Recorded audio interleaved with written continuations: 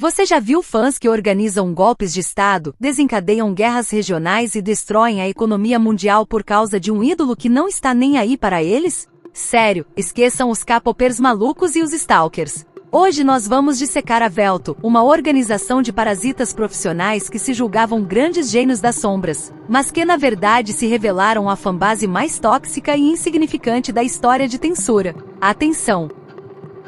Aqui haverá spoilers pesados e intransigentes dos eventos após o volume 14 da Light Novel. Se você ainda não leu até aí, o problema é exclusivamente seu. Feche o vídeo, eu avisei, não venha chorar depois nos comentários. Quando olhamos para organizações que tecem intrigas nas sombras da sociedade humana, a imagem do lendário Jardim das Sombras vem logo à mente. Ali sim, são caras realmente fodas. O padrão de estilo, inteligência e força esmagadora.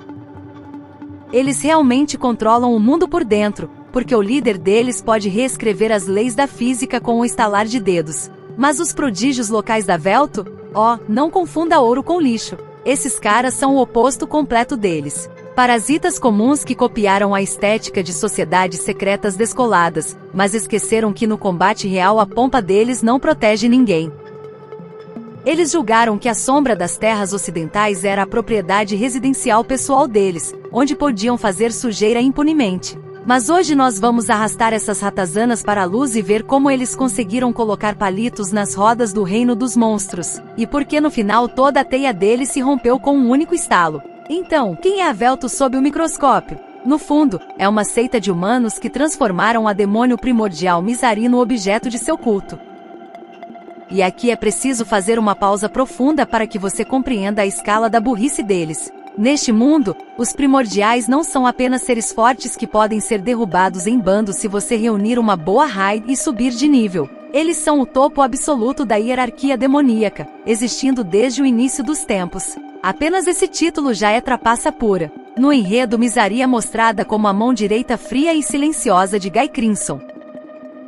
E enquanto outros primordiais do nível dela sofrem de exibicionismo, ficam sempre inventando alguma besteira ou se dedicando à arte, Mizari é uma dama séria. Ela funciona como um relógio suíço e cumpre quaisquer ordens dos chefes sem palavras supérfluas. O fato de no livro não lhe serem dedicadas tantas páginas não significa absolutamente nada. Para um humano comum, apenas um encontro com ela é motivo para rever imediatamente todos os planos de vida.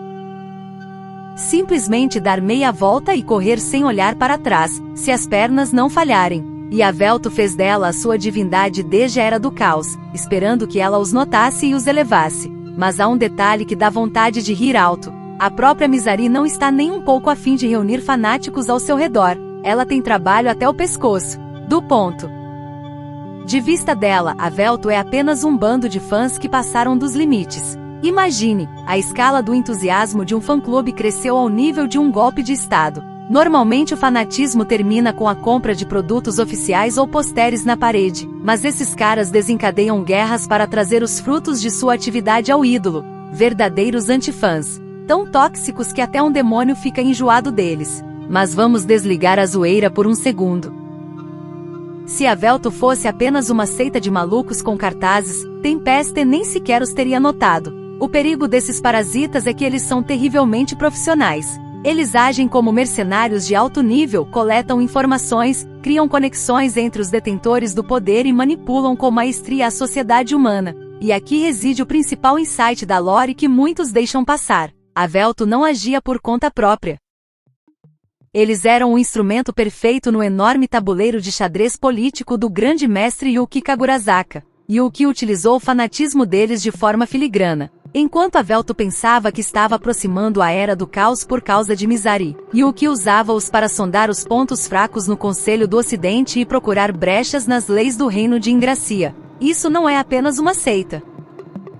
São agentes de influência de alta tecnologia, por trás dos quais havia somas colossais de dinheiro, interesses políticos ocultos e brechas no poder. Foi exatamente por isso que eles se tornaram uma força com a qual Tempest teve de lidar seriamente. Lidar com tais parasitas é o mais difícil, porque eles se entranham no próprio sistema. Quem está na linha de frente deles? As figuras centrais aqui são Jirado e En, e esses dois estão longe de ser carne para canhão.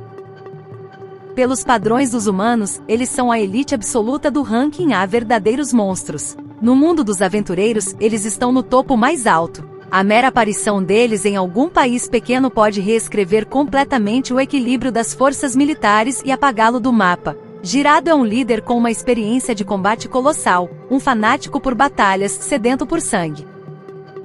O seu nível de força assusta precisamente porque na sociedade humana comum, ele realmente tinha chances de desencadear uma guerra global. É um gênio da invocação, capaz de subjugar espíritos poderosos e elementos. O fato de ele acabar sendo neutralizado diz apenas uma coisa: contra ele colocaram alguém completamente fora do comum. Diante dos humanos normais, ele ainda permanece uma força esmagadora e avassaladora. E assim, tendo obtido recursos, conexões e a bênção de Yuki, Avelto decidiu jogar grande. Eles se infiltraram no labirinto de Tempesten como parte do grupo Rokuran. Para Rimuru, o labirinto não é apenas uma atração ou entretenimento. É uma parte vital da economia do país, uma base de treinamento e a base da segurança, criada com base nos poderes únicos de Ramiriz. Contra um inimigo forte em combate aberto, colocar um aliado forte é matemática simples. Compreensível para todos. Mas Avelto seguiu outro caminho. Eles começaram a usar as vulnerabilidades e os bugs do sistema. Eles ativaram uma tática semelhante a glitches em videogames. Começaram a abusar de registros, artefatos e a praticar o que chamam de ataque zumbi. Eles não procuravam um duelo justo 1 contra 1, para que mercenários precisariam disso? Eles inundavam os andares com a quantidade de pessoas, invocações, gastavam milhões e batiam onde os criadores do labirinto não esperavam de forma alguma um golpe. Para a administração de Tempesten, eles se tornaram não um exército inimigo, mas prestadores de serviços externos extremamente desagradáveis, que decidiram que eram mais espertos que o sistema. Eles procuravam furos nas regras para hackear a economia e a segurança do país.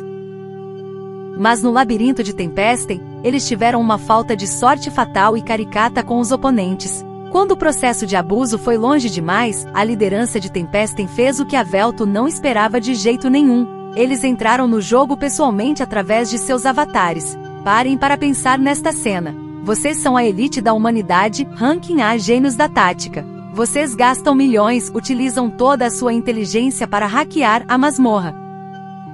E nesse momento a gerência do labirinto simplesmente entra na rede para aplicar pessoalmente um ban em vocês. E essa gerência é um demônio, um dragão verdadeiro, o soberano dos domadores e a rainha das fadas. Num jogo comum, por causa disso os admins seriam amaldiçoados em todas as comunidades e chamados de chiaters, mas na cidade de Rimuru isso se chama condições padrão de exploração.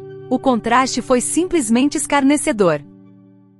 Jirado aplica todas as suas táticas, toda a loucura de combate, espreme o máximo da sua força, e os avatares da administração simplesmente quebram a cara dele, sem sequer notar a resistência. Todos os seus glitches, toda a sua tática zumbi estouraram como uma bolha de sabão. Avelto não apenas perdeu, eles receberam uma lição dura, cínica e clara sobre quem realmente dita as regras neste mundo. No entanto, é estúpido negar que Avelto era fraca. Pelo contrário, eles se revelaram tão perigosos, esquivos e astutos que forçaram Tempesten a acionar as suas forças mais anômalas e apelonas. Se eles fossem um zero à esquerda, ninguém teria prestado atenção neles, o filtro de spam rotineiro da masmorra teria funcionado. Precisamente porque eles mostraram iniciativa e fizeram a gerência do labirinto se esforçar, eles ficaram guardados na memória como uma organização que se tornou o elo de ligação entre os eventos na masmorra e as intrigas de grande escala do Conselho do Ocidente. Mas os parasitas não conseguiram dar um salto maior que as próprias pernas. Contra a força absoluta, nenhum furo nas leis funciona. E aí, pessoal, o que acharam desses gênios das sombras? Acham que se o que tivesse lhes dado ainda mais recursos, eles conseguiriam realmente desabar a economia do labirinto ou o fiasco deles? Era inevitável desde o início? E o mais importante, escrevam nos comentários, o que vocês fariam com tais parasitas no lugar de Rimuru? Aplicariam um ban imediato sem direito à ressurreição ou se divertiriam por mais tempo, testando novos andares neles? Deixem o like e inscrevam-se no canal se quiserem ver mais análises profundas assim da lore de Tensura com uma análise suculenta, e não se esqueçam. Se decidirem brincar com a sombra, certifiquem-se de que não são um parasita comum, caso contrário os admins virão pessoalmente buscar a sua alma. Até breve!